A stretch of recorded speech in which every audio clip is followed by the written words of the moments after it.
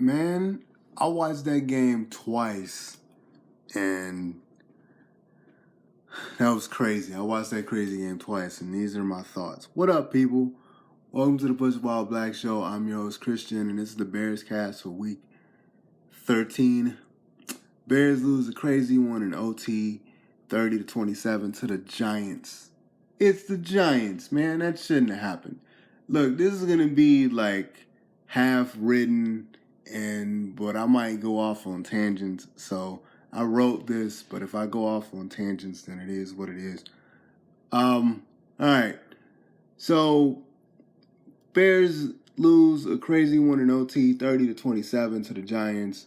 Like I stated, I'm done with Chase Daniel now as backup quarterback. I don't want to hear anybody say that he's more stable than Mr. Trubisky. Like, I'm taking the kid than Chase Daniel. And I know Chase Daniel is a journeyman, and he's been there and he knows the system, but I'm going to need the Bears to draft or sign another developmental QB to have a backup, because if that's what Chase Daniel has with a week of prep on him, and no, I'm good. That man had threw two interceptions and had 4 fumbles. Didn't lose any of the fumbles, but he had 4 fumbles. And the last 3 fumbles were in overtime on the last drive, and it like messed up their rhythm. So it was a valiant effort, though. He threw for 285, 1 touchdown, 2 interceptions. That first interception was a batted ball by Alec Ogletree. Chase got lucky that one of the throws was a penalty, and Curtis Riley dropped one. And so this isn't the first quarter. One pass he threw was a pass interference in the coverage. One pass he threw was a drop. He threw it in a different direction, and he underthrew it to the receiver, and it was a drop. That would have been 3 interceptions in a quarter. Got lucky on there. I don't know where he got the 285 from, because there was a time going into the fourth quarter, Chase was 10 of 17 for 86 yards. Where that 199 came from, it amazes me. Let's see. The second, third, and fourth fumble, like I mentioned, came in OT. That last play was in the last play that bomb for the last play before on 4th down. That was a covered. That was a covered pass. Like, he threw in the coverage a lot today. Tariq Cohen was the weapon of the week. 8 attempts for 30 yards, 12 catches, 8 rushing attempts for 30 yards, 12 catches for 156, and a halfback pass for a touchdown. Got a question. Where was Jordan Howard in the second half of the game? Jordan Howard, I believe, had 8 carries for 39 yards in the first quarter. There was a point where he had 65 yards with about 7 minutes left in the second quarter, and got him to that goal line for Akeem Hicks touchdown, which was cool. But Howard finished the game for 76 yards, and he didn't have a touchdown. I need to know what happened there. As a matter of fact, I need to know what's happening with this running game in general, because Tariq Cohen there was a 4th round play where it was like 4th and 1, and they went for it, and Tariq Cohen gets the first down. Normally that's a Jordan Howard play, but still they gave it to Tariq. And what are they going to do? What are they doing with Howard in the running game? Because it isn't just about the running game. It's about Jordan Howard and his role in it.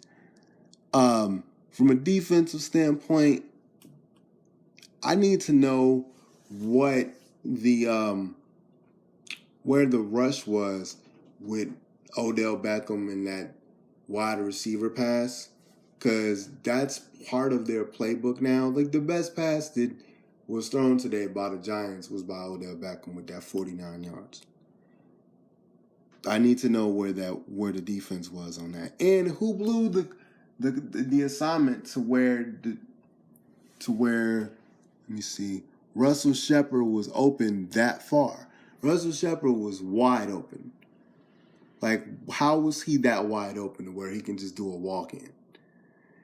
And the third quarter was frustrating because they ran the ball. The Giants dominated the ball the entire second half and overtime, even though they couldn't score and the Bears had an opportunity to win the game. The Bears had an opportunity to win the game in the fourth quarter. The Giants dominated that quarter. Like, they had the ball for 9 minutes, almost 30 seconds each quarter. I think the third quarter was 9:22. The second quarter was 9 minutes and 27 seconds. The Bears only had the ball for about 5.5 minutes. And when in the fourth quarter, especially, it seemed like they had the fourth quarter longer than 9 minutes because Saquon Barkley, they handed the ball to Saquon Barkley and they let him go. So, I don't know, man. Khalil Mack was still being Khalil Mack. He saved, he did a defensive play in the fourth quarter that gave them a chance to actually save the quarter for the Bears. And Eli I believe he threw 2 picks. So defense was fine, but this really wasn't a defensive situation. Like, the Bears have a problem stopping the run, because Saquon Barkley had 125 rushing yards, I believe. Hold on.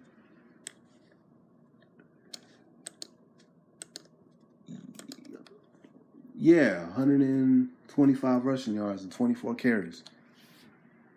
Where was the defense on that? Eli Manning had 1 touchdown. No, Eli Manning had 1 touchdown and 1 interception, and Odell Beckham had the second touchdown pass. So and he only threw for 170. Chase Daniel threw for 286, and Eli Manning threw for 170, a touchdown and an interception. But because of offensive sloppiness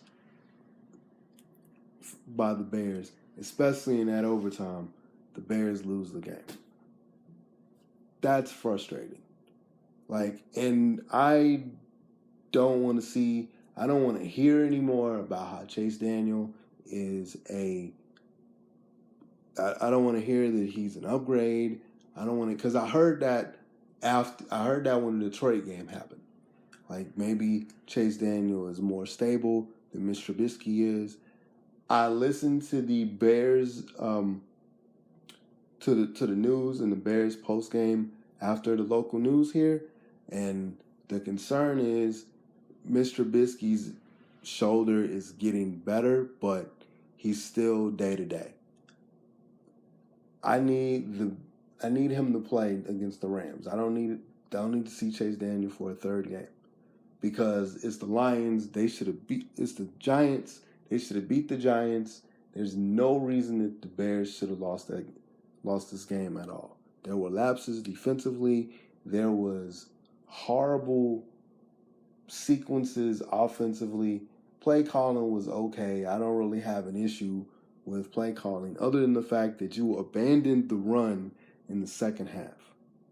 Like, you just didn't try to run the ball. Like, Tariq Cohen had 19 rushing yards, and Jordan Howard had 68 in the first half. And Tariq Cohen isn't your workhorse as a running back.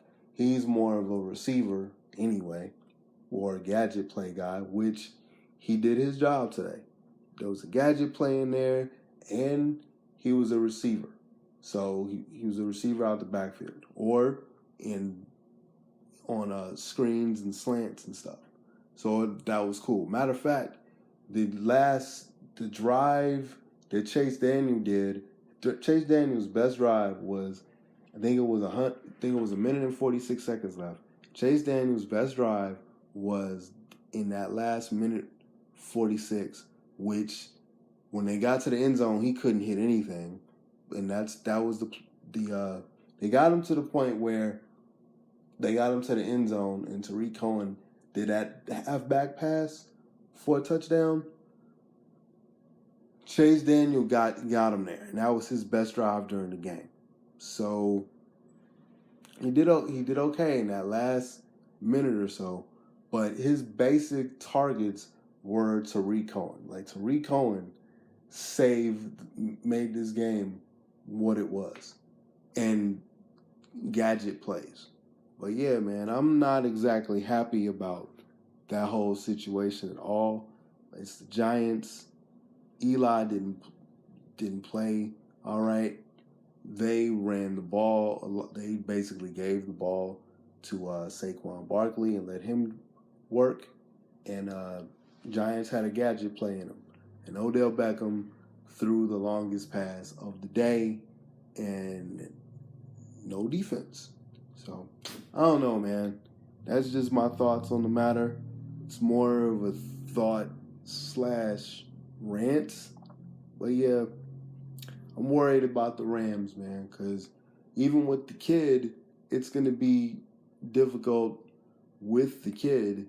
But if his shoulder's still bad, if Mitch's shoulder's still bad, then it's going to be rough. Because I'm encouraged about the Bears' defense. I was more encouraged before the game today because of what the Cowboys did to New Orleans. The Cowboys basically shut New Orleans down. I'm not going to get into the specifics, but the defense for the Cowboys is real, and they shut New Orleans down. And I was like, if the Bears can do that to the Rams, then we'll be fine. But the Bears had trouble with the Giants, and the Giants are 3-8. Eli's been playing better. Statistically, Eli is having one of his best seasons, because quietly, Eli, even if it's a bad season, he'll throw for like 4,000 yards. I watched this dude play for years. Being Dallas is in the same division as New York, and me spending many years in Dallas as I have, I watched this dude play for years. He's sneaky, even when he has bad seasons. He sneakily puts up good numbers. So I'm not surprised. But it's still the Giants. And this might be our best year this year, and maybe next year might be our best year to be competitive and dominate this division, because the Packers fired their coach today. And knowing what I'm hearing, or knowing what people think, they're probably going to get an offensive coach. And Aaron Rodgers with an offensive mind, if they click, then there's going to be a fight for this division with the Bears and the Packers, which is cool because that means the Bears and the Packers rivalry games are going to be more interesting now. But I'm worried, because if y'all can't, this is an unexpected, like, good year, because I didn't expect them to go as much as to be as good as they are. I didn't expect them to be 8-4 or 8-3 coming into this game. They're 8-4 now. Didn't expect that to happen yet. Now they're 8-4. They're leading the division. I still think they have a chance to win the division, just because the division is so random. Like, I don't know if the Vikings will do anything, but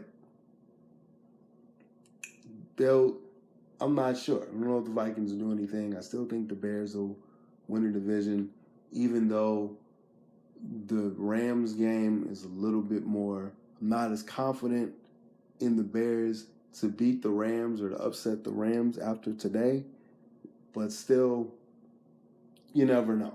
Because I didn't think the Cowboys was going to win. I didn't think the Cowboys were going to win against the Saints, and I didn't think the Packers were going to lose to the I can't think right now, to the Cardinals. But that happened this week. So anyway, I'm rambling now. I will see y'all next week. Probably Monday morning is when this will be up, and next week, next Monday, these will be up, because next Monday is next Sunday, the Bears game is going to be at night, and hopefully I don't have to watch this twice. But the first time I was watching it with somebody, and I wanted to watch it twice just to see exactly how bad the Bears messed this up.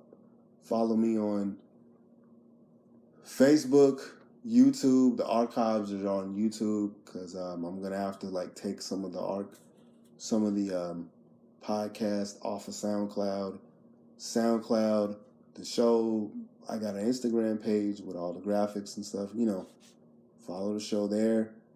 And anyway, see y'all next week. Later.